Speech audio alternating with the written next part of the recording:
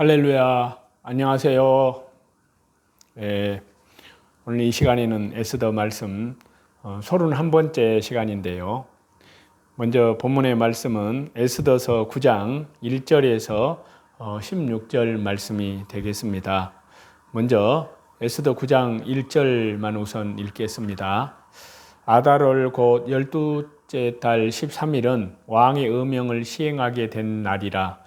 유다인의 대적들이 그들을 제거하기를 바랐더니 유다인이 도리어 자기들을 미워하는 자들을 제거하게 된 그날에. 자, 오늘 말씀의 내용은요, 최후의 하만 세력을 심판하는 그러한 내용인데요. 이것은 예수님께서 재림하실 때 짐승, 적그리스도 세력에 대한 심판에 대한 예표라고 할 수 있습니다. 이제 아달월 13일은 유다인의 학살의 날이었지만요, 유다인의 대적들을 제거하는 날이 되었습니다. 반전되어서요. 이제 에스더 9장 1절의 이 말씀에 도리어라는 말씀이 나오는데요. 이것은 이제 뒤집다, 변하다, 전복을 시키다 이러한 의미를 갖습니다. 본래 아달월 13일은 유다인의 대적 하만이 유다인을 완전히 진멸하는 날이었고요. 인종 청소를 자행하는 날로 확정된 날이었습니다. 하지만 이것이 완전히 변하고 뒤집혔습니다. 하만의 모든 도모가 전복이 되었기 때문입니다. 여기에서 보면은 하나님에 의해서 이루어진 일을 나타낸 것인데요. 즉 하만의 유다인들 몰살 계획이 좌절되고 도리어 유다인들의 대적들이 제거되어서 안정을 누리게 된 것은요, 전적으로 하나님의 역사에 의한 것임을 나타내고 있습니다. 사실상 유다인들이 대적들에 대해서 자위권을 행사하게 된 것은요, 에스더와 모르드게의 역할이 드러난 이유이지만요, 사실상 그 모든 것은 창조주 하나님에 의해서 이루어진 것입니다. 이를 이제 여기 에스더 9장 1절에서는요, 신적인 수동형 표현을 사용해서 암시하고 있습니다. 그 결과로 여기 신적 수동형이라고 했는데 도리어라는 그 말씀이 이제 여기 보면은 하파크라는 말로 히브리어 원문에는 그렇게 되어 있는데 그 동사는 수동형으로 사용이 되었습니다. 히브리어에서 주어가 나오지 않고 막연하게 수동형으로 쓰였을 때 이것을 신적 수동형이라고 칭하는데요. 그래서 이것은 하나님에 의해서 이루어진 일을 나타낼 때 이렇게 신적 수동형의 표현을 사용해서 그렇게 말씀을 표현을 그렇게 하고 있습니다.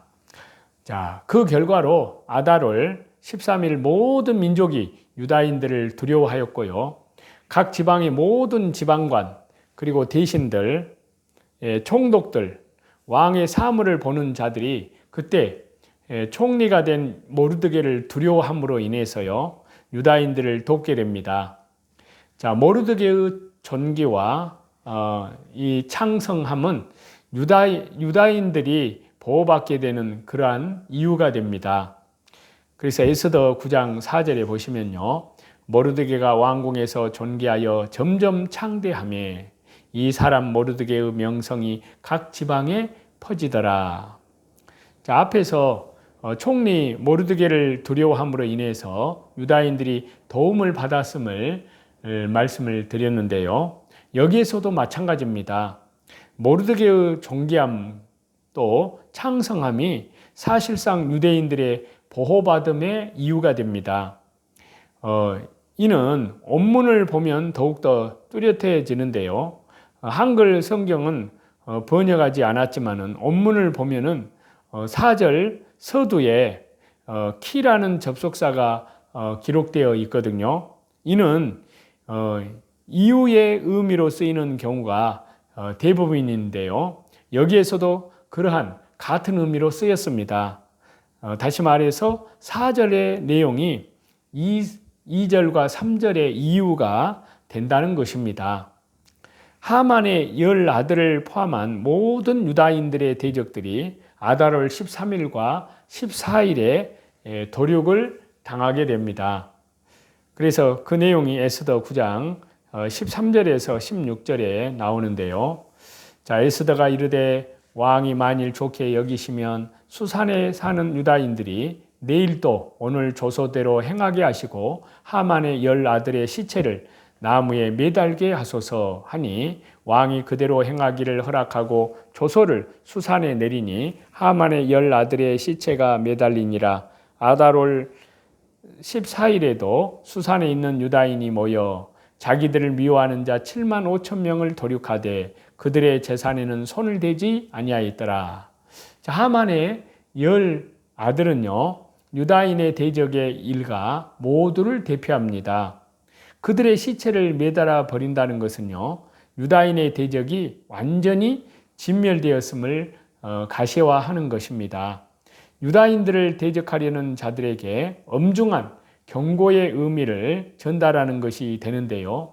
이를 구심점으로 해서 여기에 이 말씀은 유다인들을 미워하는 대적들이 곳곳에서 다 도륙이 되어서 도합 총계 7만 5천 명이 제국 내에서 도륙되었음을 그렇게 기록해서 말씀하고 있습니다.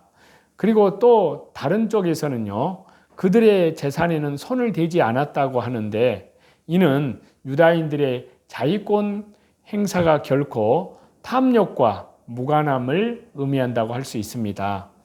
자, 유다인들의 대적들이 도륙당한 것은 예수님께서 재림하실 때 적그리스도의 세력이 심판받을 것에 대한 예표라고 아까 말씀을 드렸는데요. 자, 에스더 9장 1절과 2절입니다. 아달월 곧 12째 달 13일은 왕의 어명을 시행하게 된 날이라. 유다인의 대적들이 그들을 제거하기를 바랐더니 유다인이 도리어 자기들을 미워하는 자들을 제거하게 된 그날에 유다인들이 아수르 왕의 각 지방, 각 읍에 모여 자기들을 해하고자 한 자를 죽이려 하니 모든 민족이 그들을 두려워하여 능히 막을 자가 없고. 본래 12월 13일은요 에스더 3장 13절에 기록된 그 말씀대로 하만이 유다인들을 죽이려고 한 날입니다. 그 날과 이어지는 14일 도리어 유다인들의 대적들이 7만 5천 명이나 도륙을 당하게 됩니다. 여기에서 아달월 13일은요 예수님 재림의 날을 예표한다고 할 수 있습니다. 그리고 유다인의 대적들이 모두 도륙당한 것은요 예수님께서 재림하실 때 적그리스도의 세력이 심판받을 것에 대한 예표라고 할 수 있습니다. 먼저 예수님께서 재림하실 때 적그리스도와 거짓 선지자가 산채로 잡혀서 불못에 던져지고요. 이후에 말탄자이신 예수님 입에서 나오는 검에 의해서 그 나머지가 심판을 받습니다. 그 말씀이 요한계시록 19장 20절에서 21절에 나오는데요. 짐승이 잡히고 그 앞에서 표적을 행하던 거짓 선지자도 함께 잡혔으니 이는 짐승의 표를 받고 그의 우상에게 경배하던 자들을 표적으로 미혹하던 자라. 이 둘이 산채로 유황불 붙는 못에 던져지고 그 나머지는 말탄자의 입으로부터 나오는 검의 죽음에 모든 새가 그들의 살로 배불리더라. 자, 에스더 당시에요. 아달월 13일과 14일에 그날에 이루어진 유다인의 그 대적들의 이 도륙의 사건은요. 하나님의 말씀의 심판을 통해서 적그리스도의 세력이 심판받음을 예표하는 사건이라고 할 수 있습니다.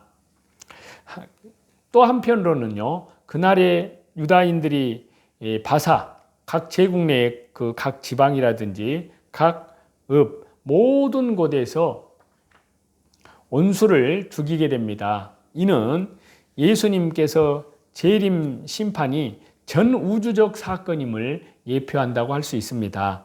그래서 에스더 9장 2절인데요. 유다인들이 아수르 왕의 각 지방 각 읍에 모여 자기들을 해하고자 한 자를 죽이려 하니 모든 민족이 그들을 두려워하여 능히 막을 자가 없고. 자, 아달월 13일에 유다인 대적을 도륙한 사건은요, 어느 지역에만 국한한 것이 아닙니다. 그 일은 각 지방, 각 읍, 또 당시로서는 세계 제국인 바사 전 지역을 아우르는 그러한 사건이라고 할 수 있습니다. 그래서 모든 민족들을 상대로 유다인들이 이기게 됩니다. 승리하게 되는데요. 예수님께서 재림하셔서 심판하실 때도 마찬가지입니다. 예수님 재림 때 온 세계가 예수님께 굴복합니다. 재림 때 악의 세력, 적그리스도의 세력, 불신의 세력은 어느 누구도 어느 곳에서도 예외가 없이 심판을 받습니다. 그리고 예수님의 재림의 권세 앞에 모든 것이 무너져 내립니다. 그 누구도 이를 피하지 못하게 됩니다. 자, 모르드게가 존귀하게 된 것은요, 예수님께서 재림하실 때 하나님의 주의 사역자들이 존귀하게 됨을 예표한다고 할 수 있습니다. 에스더 9장 4절인데요. 주의 백성들이 그렇습니다.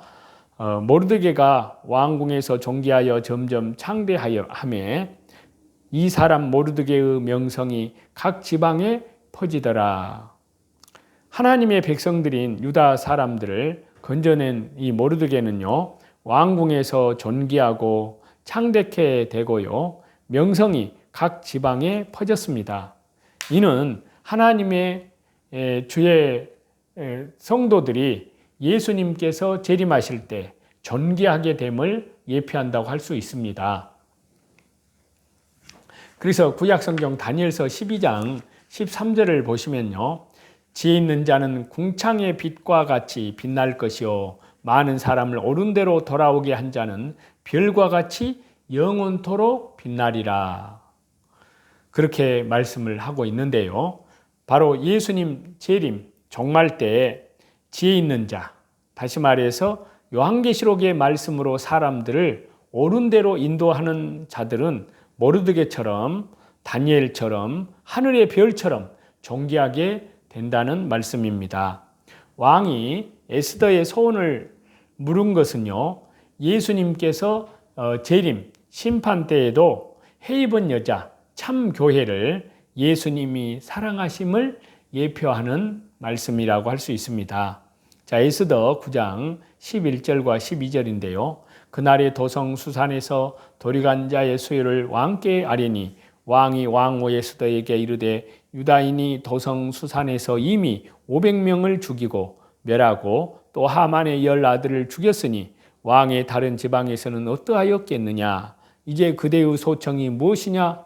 곧 허락하겠노라. 그대의 요구가 무엇이냐. 또한 시행하겠노라 하니, 자, 대적들을 다 죽이고 멸한 이후에도요, 아수르에는 에스더에게 소청이 무엇이냐고, 무엇이 더 필요하냐고 묻습니다. 아내를 사랑하는 모습을 보여주는데요. 이는 참 교회, 해입은 여자를 향한 예수님의 사랑을 보여준다 할 수 있습니다. 예수님은요, 재림 때에 우리의 고통과 슬픔, 모든 문제들을 다 해결해 주십니다. 그리고 더 필요한 것이 무엇인지를 물으십니다. 우리 주님이 무엇이 아깝겠습니까? 하나도 아깝지 않습니다. 다 주시고 다 베푸십니다. 다 채우십니다. 그리고도 부족한 것이 혹여 없을지 물으시고 이를 그대로 실행하십니다. 이러한 놀라운 은혜를 입은 저와 여러분, 하나님의 은혜 가운데에서 더욱더 신실하게 살아가시기를 우리 주 예수 그리스도 이름으로 간절히 축원합니다. 찬송 드리시겠습니다. 찬송 302장 드리겠습니다.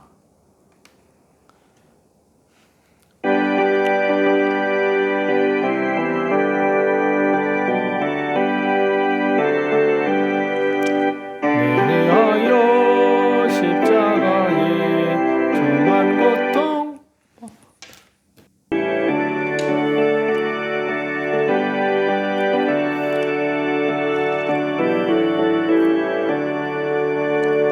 내 주 하나님 넓고 큰 은혜는 저 큰 바다보다 깊다. 너 곧 밧줄을 걸러 깊은 데로 저 한가운데 가보라. 언덕을 떠나서 창파에 배 띄워 내 주 예수님의 은혜의 바다로 내 맘껏 저어가라. 왜 너 인생은 언제나 거기서 저 큰 바다 물결 보고 그 의미 모르는 깊은 바다 속을 안본 헤아려 안보노. 언덕을 떠나서 창파에 배 띄워 내 주 예수님의 은혜의 바다로 내 맘껏 저어가라. 많은 사람이 얕은 물가에서 저 큰 바다 가려다가 찰싹거리는 작은 파도 보고 마음 약하여 못 가니. 언덕을 떠나서 바에 배 띄워 내 주 예수님의 은혜의 바다로 내 맘껏 저어가라. 자 곧 가거라 이제 곧 가거라 저 큰 은혜 바다 향해. 자 곧 내 너를 저 깊은 데로 가으라. 망망한 바다로 언덕을 떠나서 창파에 배 띄워 내 주 예수님 은혜의 바다로 내 맘껏 저어가라. 성삼위 하나님께 모든 존귀와 영광을 돌립니다. 감사합니다.